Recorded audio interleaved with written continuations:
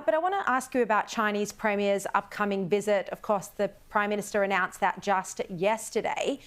Do you expect Albanese will address the problems that exist with the aggression we've seen from Beijing, not just in the South China Sea, but to our Navy divers, to our recent fighter pilot jets? Do you expect Albanese will actually raise these things that he has failed to do so far at any sort of ministerial level?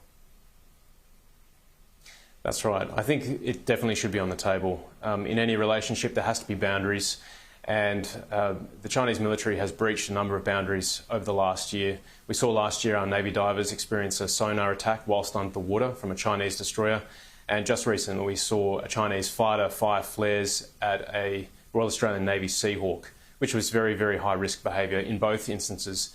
And the government failed to raise this at the appropriate levels. Anthony Albanese had an opportunity last year to raise it with President Xi. He didn't, and so I think this is a perfect opportunity to do that, and also to raise outstanding cases. Young Zhen Hung, who's still being held by the Chinese government.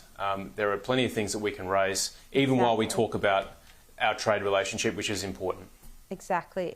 We still have an Australian imprisoned in China. We can't forget that. Just lastly, before you go, the Prime Minister in his press conference late yesterday was asked whether he'd follow our other like-minded allies, the US and UK, and take action against TikTok. Well, have a look at his response. US and Canada, the governments are both considering, in terms of TikTok, potentially banning it. They cite serious concerns about democracy.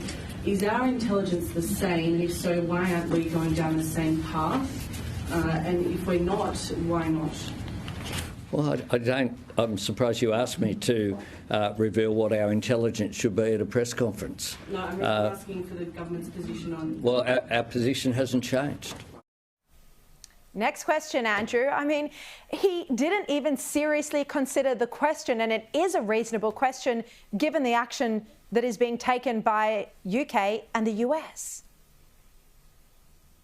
Precisely. I think it was a weak answer from a weak Prime Minister, particularly when it comes to national security matters. It's very clear that TikTok has a very close relationship with the Chinese government. There's a reason why the US is banning it. And we know already that the Australian government won't allow TikTok to be installed on Australian government phones. So there is a problem there, and we need to think about how we're going to protect the data of young Australians, which will be harvested by TikTok and potentially end up in the hands of the Chinese government. So these are really important questions, and I think that was just a very offhand and weak response from the Prime Minister. He didn't even take the question seriously. All right, Andrew Hastie, thank you very much for joining us this evening.